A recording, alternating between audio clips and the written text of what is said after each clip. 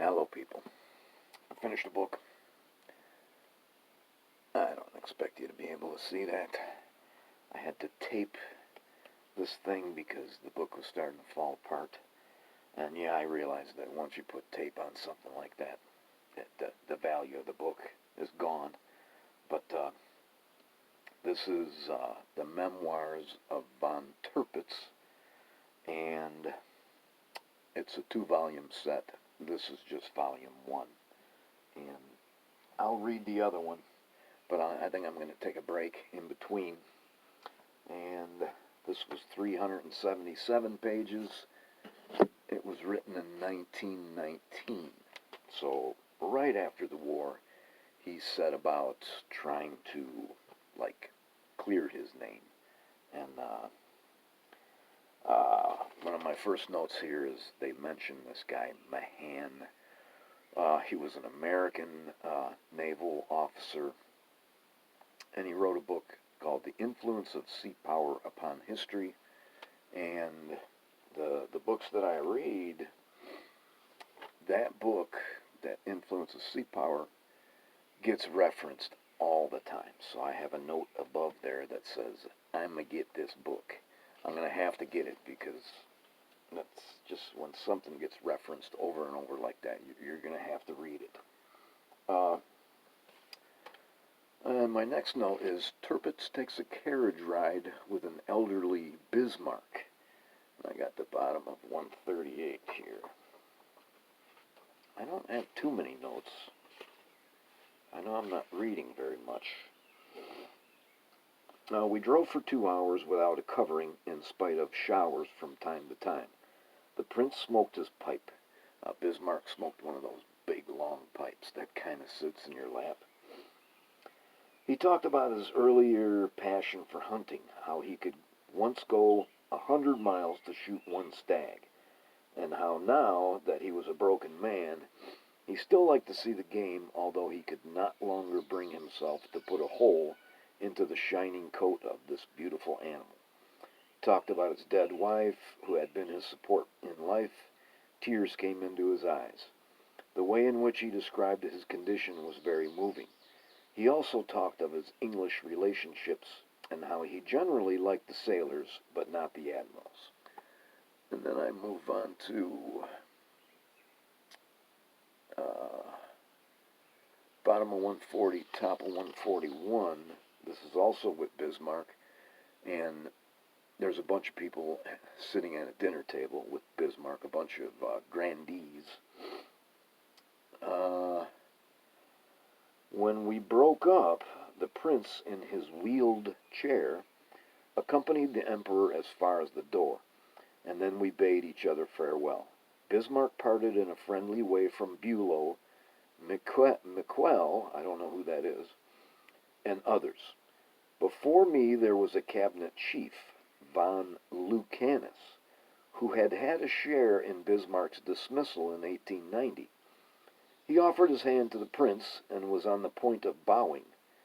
Then a remarkable scene took place, which produced a powerful effect.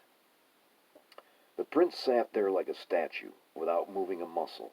He gazed into space, with Lucanus fidgeting in front of him. The prince's features were expressionless. There was no dislike there.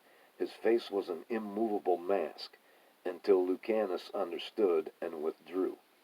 Then came myself, and after me my faithful Captain von Heeringen, who was so carried away, he was a man of temperament, that he bent and kissed Bismarck's hand. I was glad of it.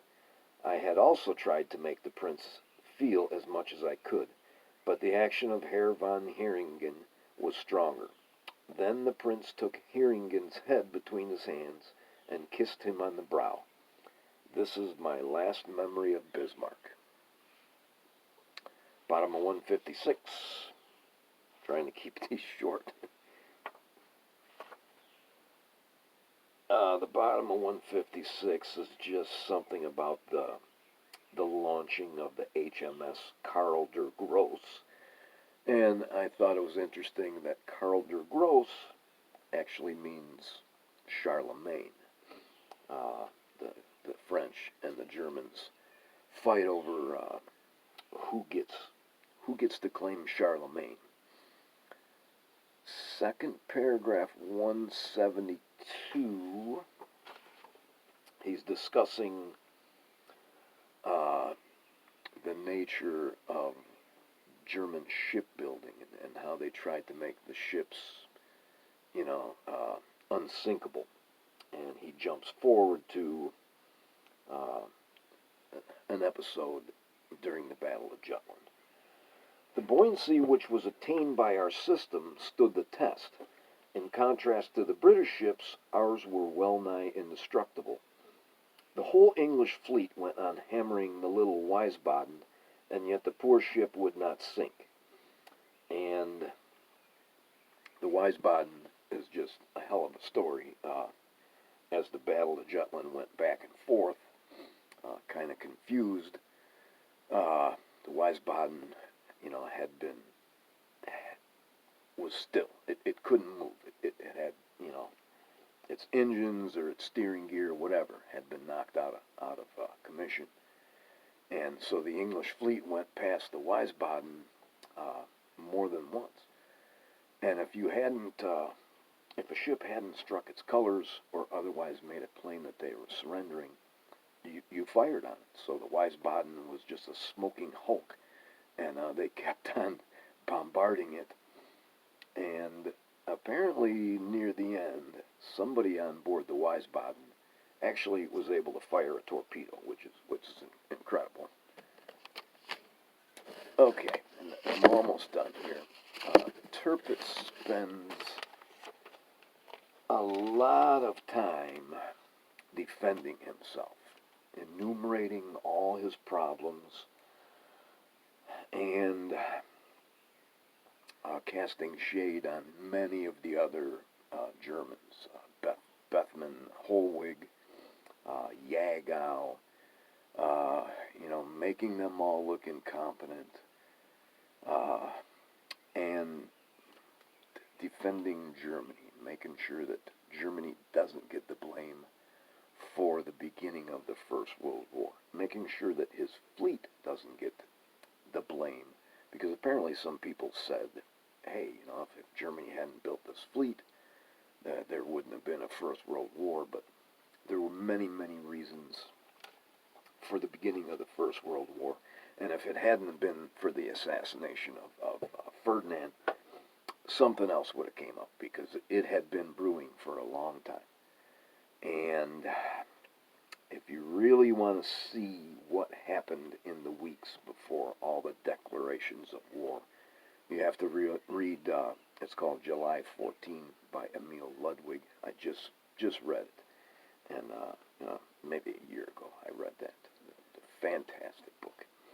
So anyways, there is a volume 2, and I'm going to read it, but I think I'm going to take a break in between there. And that's it. Thanks for watching.